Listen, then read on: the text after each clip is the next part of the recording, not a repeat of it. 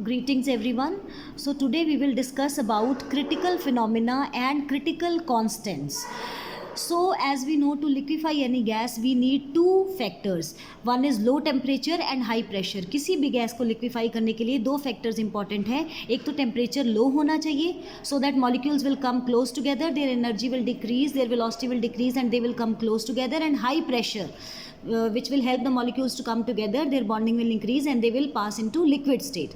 So to liquefy any gas we need two factors are important: low temperature and high pressure. But this temperature factor, from the experiments and observations it is observed that this temperature factor is more important, because for each gas there is certain temperature above which gas cannot be liquefied howsoever high the pressure is applied. This temperature above which gas cannot be liquefied is called as critical temperature. हर एक gas का एक particular temperature होता है, उसके ऊपर gas को हम liquefy नहीं कर सकते, हम चाहे जितना हाई प्रेशर अप्लाई कर दें, जब तक कि उसका वो पर्टिकुलर टेम्परेचर अटेन नहीं होगा, हम प्रेशर को जितना मर्जी इंक्रीज कर दें, gas will not gate liquefied. So this temperature above which gas cannot be liquefied howsoever high the pressure is applied is called as critical temperature of the gas. This is written as Tc. For example, critical temperature of carbon dioxide is 304.15 Kelvin or 31 degrees Celsius.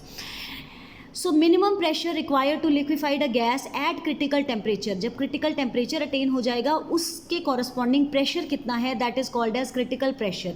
So for carbon dioxide critical pressure is called as the value is 72.9 atmosphere. And at critical temperature and critical pressure, when it is obtained, what is the volume occupied by the gas at critical temperature and critical pressure? That volume is called as critical volume, written as Vc. So for carbon dioxide, value of Vc is equal to 95.6 ml. So these three constants, that is critical temperature, critical pressure and critical volume, these three constants are called as critical constants of any gas. So now we will discuss that how we can determine the critical constants, that is Tc, Pc and Vc. First we will discuss about determination of Tc and Pc. Critical temperature, critical pressure को कैसे determine करेंगे? It is based upon the experimental observation by Andrews, which was done in 1863.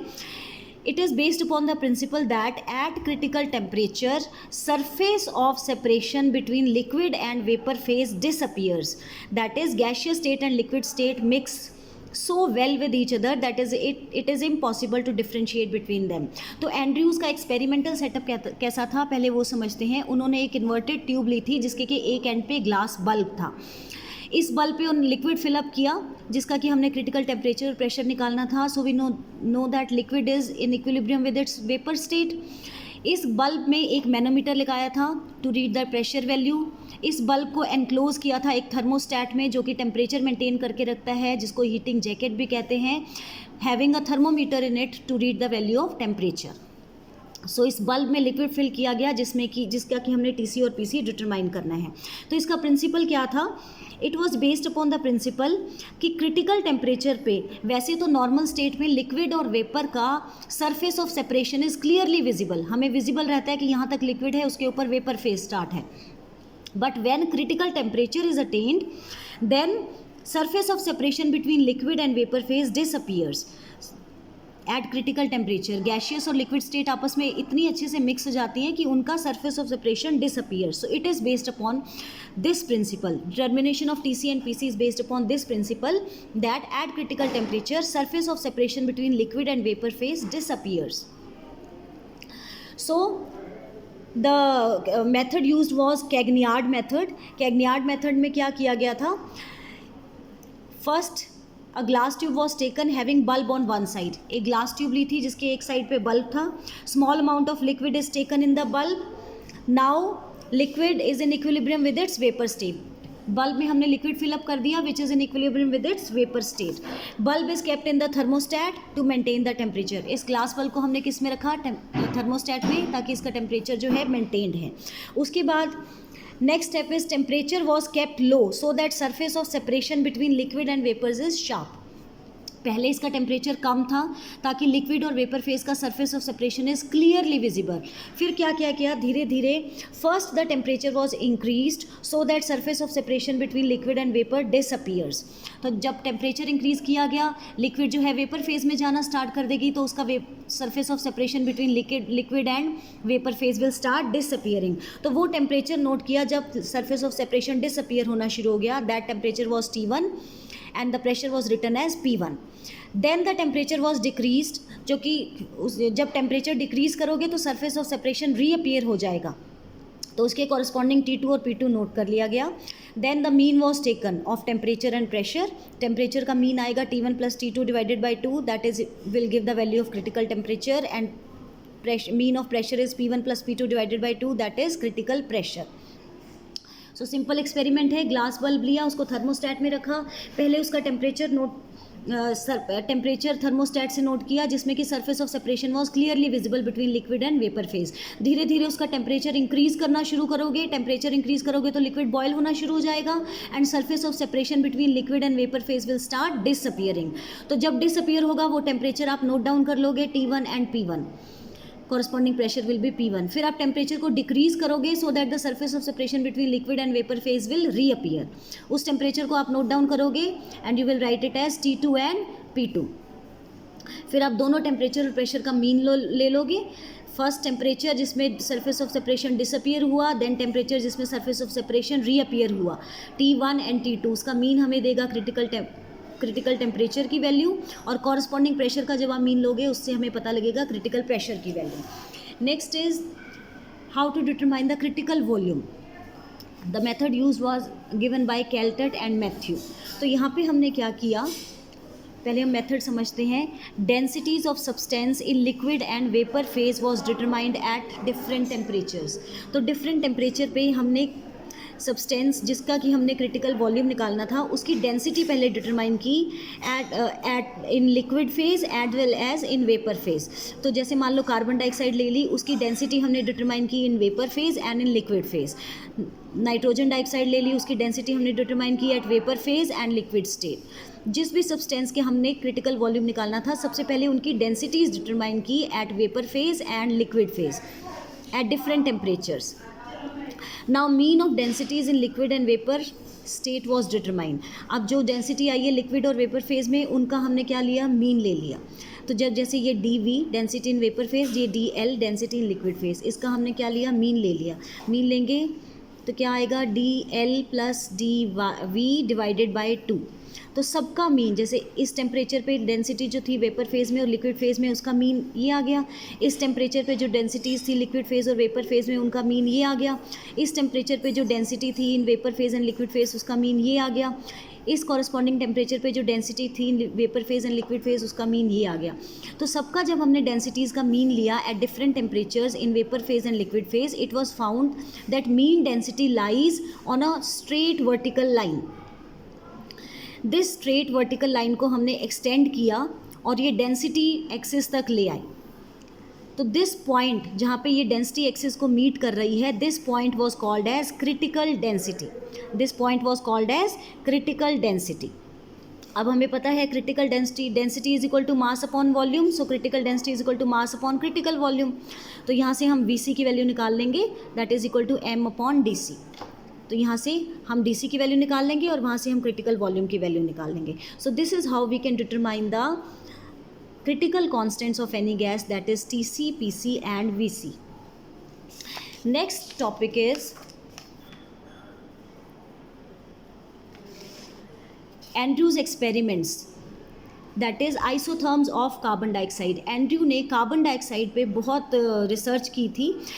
Basically, he studied the effect of increase of pressure on the volume of carbon dioxide at different temperature, and each curve which was obtained was called as isotherm, क्योंकि यहाँ different curves पे temperature constant रखा था. तो Andrew ने जो carbon dioxide पे study किया था, that is effect of increase of pressure on the volume at different temperature, वो ग्राफ ऐसा आया था. तो we will study the graph. सबसे पहले हम 286 यहाँ पे हमने एक्स एक्सिस पे लिया है वॉल्यूम, वाई एक्सिस पे लिया है pressure. We are studying the effect of increase of pressure on the volume of carbon dioxide at different temperatures. तो सबसे पहले 286 पे जब ग्राफ देखा तो ऐसा ग्राफ आया. पहले ये कर्व्ड लाइन आई, A B C straight line horizontal line and C D slanting line. वैसे ही 294 पे ग्राफ आया E F G H. Then 304 पे ग्राफ आया ऐसा. उसके बाद डिफरेंट टेम्परेचर्स पे 309 पे और 311 पे ऐसे ग्राफ्स आए. So each curve is called as isotherm, क्योंकि पूरे के पूरे A B C D curve में टेम्परेचर इज़ कांस्टेंट. ठीक है. So this is called as isotherm. तो अब हम इनका ट्रेंड स्टडी करेंगे. Let us consider the first isotherm that is A B C D. At point A carbon dioxide जो है गैस की फॉर्म में एग्जिस्ट कर रही है. We can see it is written on the graph. At point B in the curve A B carbon dioxide is existing in the form of gas. तो जैसे ही प्रेशर की वैल्यू इंक्रीज हो रही है, वॉल्यूम की वैल्यू क्या हो रही है, डिक्रीज. यहाँ पे प्रेशर की वैल्यू इतनी थी तो वॉल्यूम की वैल्यू इतनी थी. प्रेशर की वैल्यू जब इंक्रीज हो गई तो वॉल्यूम की वैल्यू डिक्रीज हो गई. So as the pressure increases volume goes on decreasing. B point पे आके गैस की लिक्विफेक्शन स्टार्ट हो गई. So there is rapid decrease in the volume. यहाँ पे आप देख सकते हो हमने लिखा है gas plus liquid. C point पे आके गैस कंप्लीट लिक्विड स्टेट में चली गई. तो liquid is not highly compressible, इसको कंप्रेस नहीं कर सकते. तो जैसे ही आप प्रेशर की वैल्यू इंक्रीज करोगे वॉल्यूम की वैल्यू डिक्रीज होगी, पर ज़्यादा डिक्रीज नहीं होगी as compare to the gaseous state. So 3 points आए A B C and C D. A B के कर्व में it exist in the form of gas, B C में it exist in the equilibrium between gas and liquid, and C D curve पे it exist in the liquid form. Same trend हमारे पास आया 296 से. जब हमने temperature increase किया 294 पे चले गए तो हमारे पास ग्राफ आया था ई एफ जी एच, बिल्कुल सेम 286 डिग्रीज़ वाला. तो धीरे धीरे हम टेम्परेचर इंक्रीज़ करते गए, हमारे पास ग्राफ्स आते गए. जब हमने 304 टेम्परेचर पे पहुँचे तो हमने देखा गैस जो है passes in the liquid state at a particular point. Gas जो है सीधा लिक्विड स्टेट में पास कर जाती है. इट डज़ नॉट एग्जिस्ट, कोई इक्विलिब्रियम स्टेज नहीं आती जिसमें कि गैस और लिक्विड जो है इक्विलिब्रियम स्टेट में को एग्जिस्ट कर रहे हों.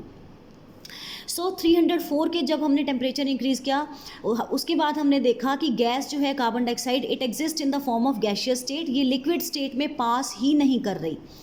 तो this 304 Kelvin, this temperature is called as critical temperature of the gas, because critical temperature is temperature above which gas cannot be liquefied howsoever high the pressure is applied. 304 के ऊपर देखो जितना मर्जी आप हाई प्रेशर कर दो gas जो है लिक्विफाई नहीं हो रही. 304 के नीचे गैस लिक्विफाई हो रही है. So this 304 is called as critical temperature of the gas.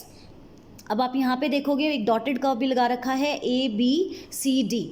तो आपने एक पर्टिकुलर वॉल्यूम लिया कार्बन डाइऑक्साइड का रिप्रेजेंटेड बाय ए. आपने एक पर्टिकुलर वॉल्यूम लिया. अब आपने क्या किया, उसका जब प्रेशर इंक्रीज करना शुरू किया, we can see in moving from point A to point B volume constant है बट प्रेशर इंक्रीज होता जा रहा है.